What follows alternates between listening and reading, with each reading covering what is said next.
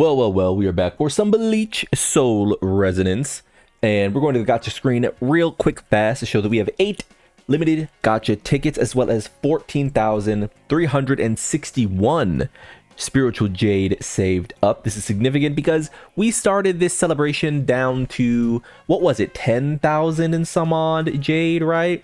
We had used almost 9,000, I think. I really have to go back to the summoning video and go over it, but we got Aizen and then we got his weapon and we were down to about 10,000 ish, so either 8,000 or 7,000, something like that, but a pretty decent haul to get Aizen and his weapon. Of course, we are back to 14,000, which feels like a pretty decent event size, no? Let me go to here where we can actually look at the limited stuff we've gotten. So we are now officially over 1 week into Aizen's actual like banner, right?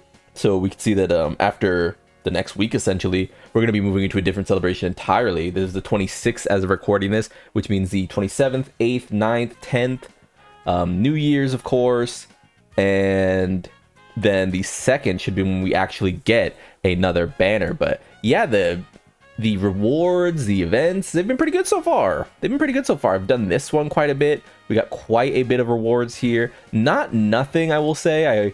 I do think that there is like a lot of very positive things to be gleaned from this. We do still have to, you know, get all of our conditions done, but the actual like small things we get, the more I use the stamp material, the more it just bleeds away, man. So anything that'll get us some of that sweet blue dust here is loved and beloved. Otherwise, we've got the fated meeting, which you should be taking advantage of. As for the stamps you should be doing, oh, what is why are they all, that was weird. I don't know if that was a bug, but for a second there they were all flashing like an unnoticed unspecified thing. But either way, I think you should be doing it over here, grabbing yourself a drop and making sure you get one of your choosing. But as for what I'm farming, I think base principles, if you wanted to farm the most generic set, I would farm something like the Kisuke set, which just gives technique and what is it, the ultimate charge rate set from Byaku here. They seem pretty good generically if you're not looking to farm anything in particular. Character trial is character trial, and the rest of this we have seen, right, except for the culinary whimsies, which we're slowly piecing through with Orihime. This was in the beta, if you remember, so good to see this come back around finally. In the meantime, though, we're going to be taking a look at what I've been up to, and that is raising our girl Momo here. So we've got a Momo at 11,693, so essentially 11.7 thousand. We had Rukia before at 12,769. That is because she is quite leveled with her boundaries, and if you don't remember, boundaries add a lot to character power, so not too far off of the actual like gears you could see. I decided to just raise it to 10 because I don't know, there's not much reason to just pump a bunch of like needless stats and resources into these things. I mean, this hit def twice and it's flat defense. This is so bad. I really just did this for the ultimate charge rate. If I got anything else, that would have been nice. I will still probably just continue to, you know, pop into the actual stamp here. We can do that. Yeah, 20 seems like a fine place to leave it. I'm not going to raise it much more. It's all just stats anyway, so it's not too important. There we go. We have it at 1229 now versus, you know, Ruki is at 15, so there is that. But otherwise, we've just got some of her skills done to level 5. We did go ahead and grab the tactics boost, which is one of the more important things to actually get. Charge rate will look good once it has it, but all very incremental. I don't know if I'll raise her that much more than this. I think that getting 65 could sort of be important for supports, just to get their like finalized skill here. That would be good, but beyond that, I don't really see 70, 80, what have you, as being that important. Speaking of 80, we did do Yoruichi, who still does need some of her skills rewarded here. Of course, our girl is going to get the utmost of our attention. We're going to go ahead and grab that right there. So there you go. Requires the character to reach level 80 and ascend. So there you go there. I don't know if I have that much more. Oh, I seem to do. Okay. I would say that counter is really important to get on Yoruichi, and this is her stomp and blitz, so I do want to grab an extra one there.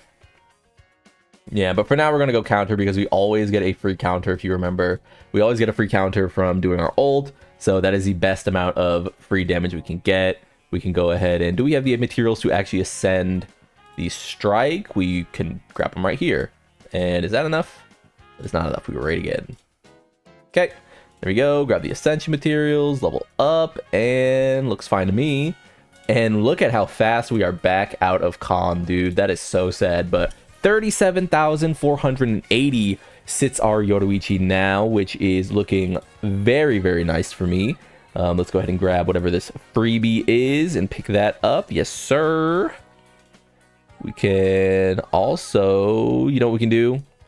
Let's go to rankings, character power. I'm at 65 now. So just from that little bit of boosting, we are slowly climbing up the rank of Yoruichis, which is pretty fun. Always fun to have a little measure. So how much further am I off? I'm not that much further off, dude. I could start breaking into the 50s pretty soon. And look at that, the difference between all of ours and this guy's at a boundary 5 Yoruichi. Isn't that funny?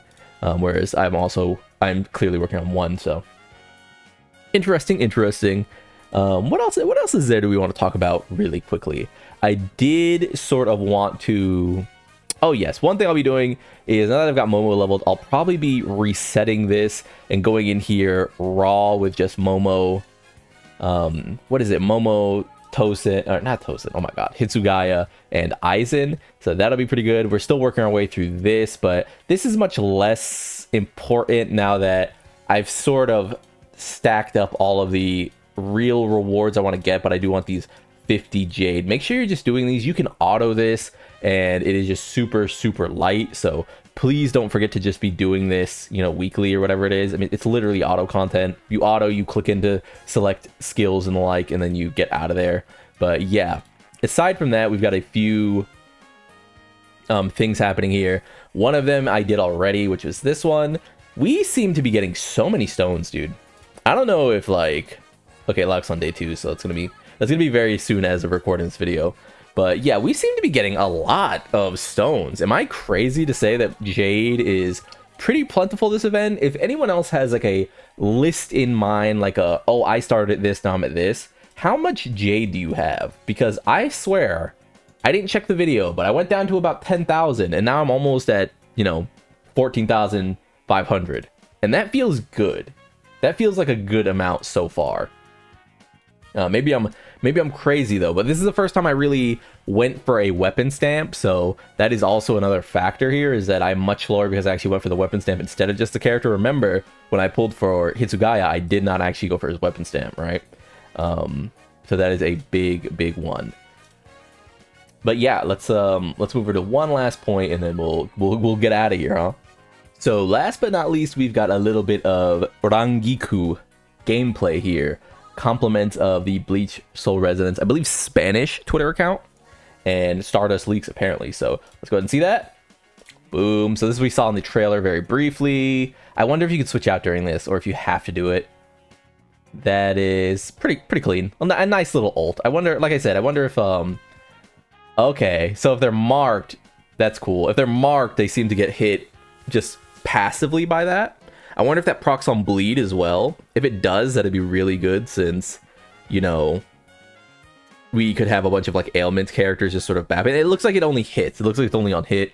That is pretty good. So Rangiku and her I guess basic plan is probably going to be to cover the character in this debuff, swap out, and let your main DPS do their damage. I did make a video talking about the fact that Rangiku is going to be sort of the stealth big pickup for Gein's banner. Even if you don't end up getting Gein, save your tickets now. Stop pulling, save your limited tickets, because if maybe I was unclear during that video, and I just want to reiterate my point.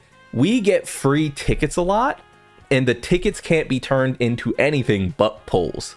we get free Jade a lot, but Jade can be turned into weapon stamps, it can be turned into core stamps technically, it can be turned into characters, you know what I mean? So having Jade, getting Jade for free is very valuable, whereas the tickets are the tickets. So whenever you get tickets, make sure to save them up and be thinking about something like SR characters and their value, because I do think Rangiku is going to be very important come, you know, January 2nd, and suddenly this character's in the game, right? Of course, we could not get this character.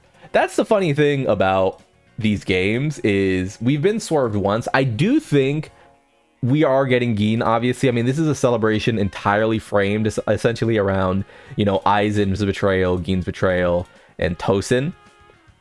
So it would be very funny if they swapped, but as I always say, try not to go into these gacha games as like, oh, you know, everything that happens, it's gotta be coming, and the leakers are always right, and Kenpachi is gonna be a slash character no matter what, and Ulquiera is gonna be a slash character no matter what, and, you know, blah blah blah blah blah, right? Because they could just decide to say whatever, right? The devs in the game literally went out of their way to clarify, hey, like, don't take any announcements or information unless it comes from an official source. And while that is sort of cap, right, it's a little too much. This character was Spirit before the launch of the game, which made more sense, by the way. It makes way more sense for Kisuke to be Spirit than it does for him to be Slash, and suddenly he's Slash. So we never really know what they're going to actually tinker with upon release, and that is a very important part of this sort of discovery process, this very new game. We don't have a very long-lasting like relationship with the devs. When Omatsu or someone in Dokkan Battle, they do stuff to Dokkan Battle, we sort of have this like faux parasocial expectation of those people, because we're like, oh, we know it's been 11 years now in Dokkan Battle, we kind of know what they're up to, you know what I mean? So in this case, these are very new people to us. We don't exactly know what each of these devs are looking to make this game, what the head producer and so on are making to look this game. So we can only do our best and sort of predict and, you know, assess the situation as it comes. So yeah. With all that being said, though, I've been Lone. Hope you enjoyed this little ride along with me as I went over a few things. Like if you liked the video, subscribe to the club. We all go make it, and peace, man.